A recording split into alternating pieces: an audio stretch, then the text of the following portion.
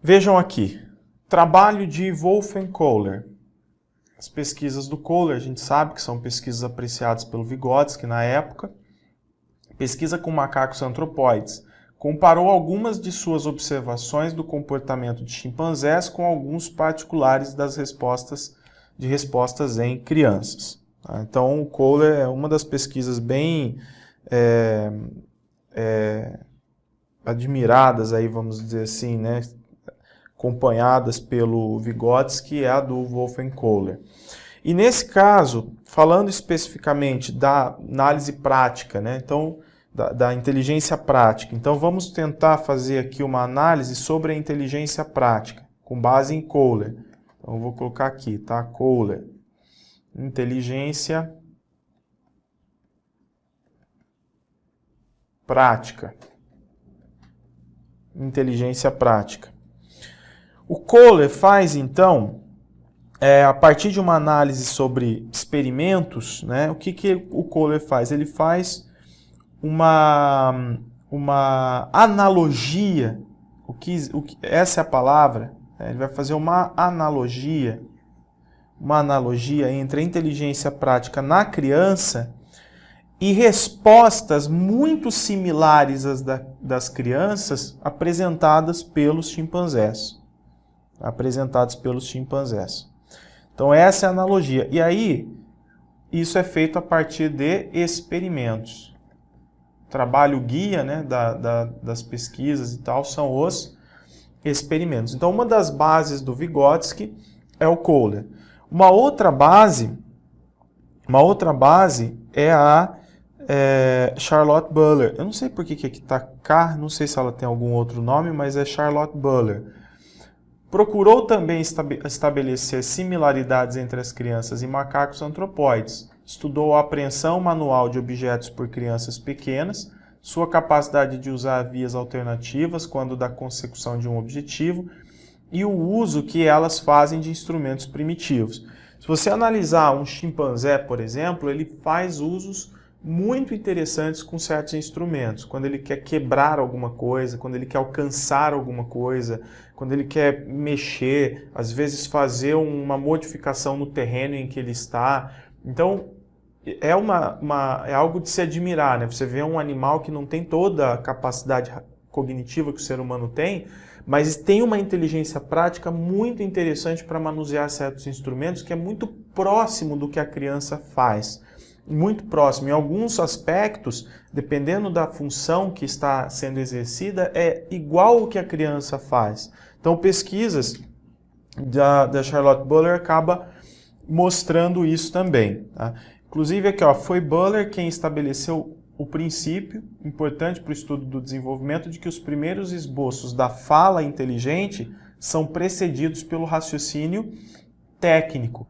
E o raciocínio técnico, constitui a fase inicial do desenvolvimento cognitivo. Ok? Fase inicial do desenvolvimento cognitivo. Então, a grande descoberta aí é o seguinte: o início da inteligência prática na criança, assim como acontece, né, no caso nos macacos, no chimpanzé, etc., isso independe da fala. Tá? Essa é uma informação importante para nós. O início da inteligência prática, tanto na criança quanto no chimpanzé, independe da fala. Por quê?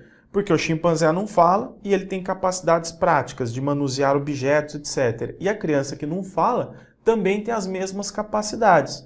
Até que a Charlotte Buller diz, é ela, né, que estabelece o princípio importante para o estudo do desenvolvimento, de que os primeiros esboços da fala inteligente são precedidos pelo raciocínio técnico, e este constitui a fase inicial do desenvolvimento cognitivo.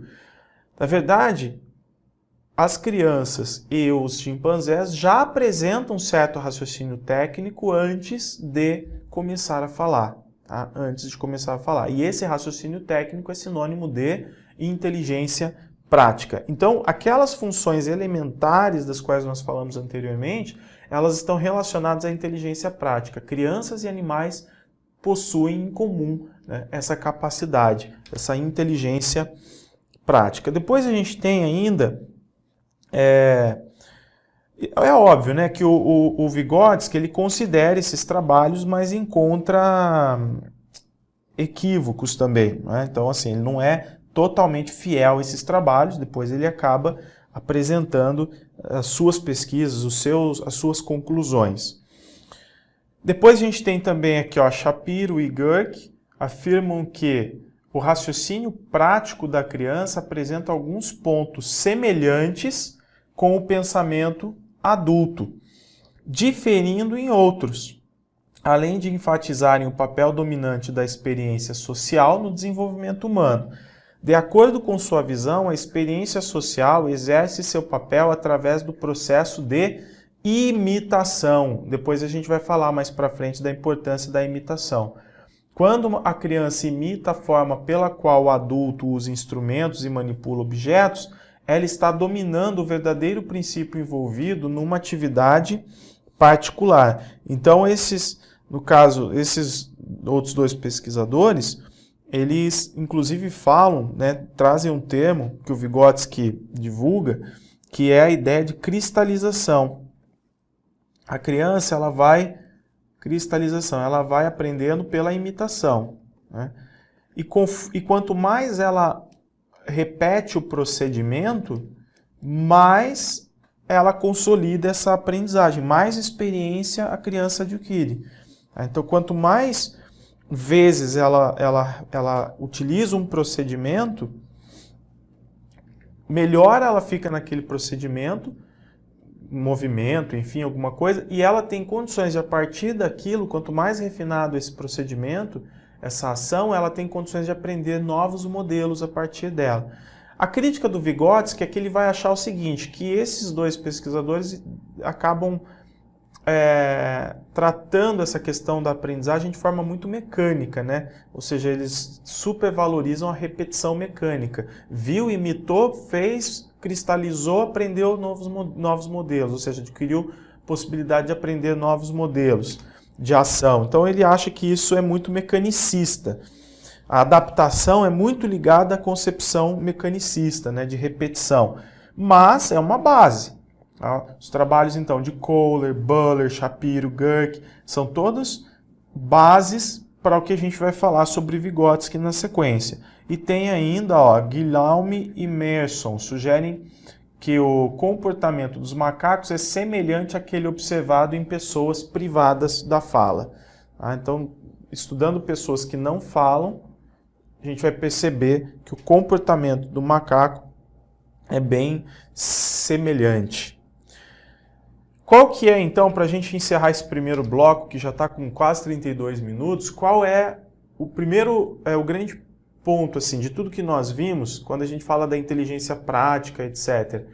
Tanto as crianças quanto os animais desenvolvem inteligência prática antes de aprender a falar. E nesse caso, nesse momento, crianças e animais têm muitas semelhanças, ok? A gente vai dar continuidade a partir do próximo bloco. Eu vou ver com vocês aqui a relação entre a fala e o uso de instrumentos e nós vamos perceber, então, o que acontece que o ser humano vai adquirir uma capacidade qualitativa maior depois de certo ponto. Então, até daqui a pouco.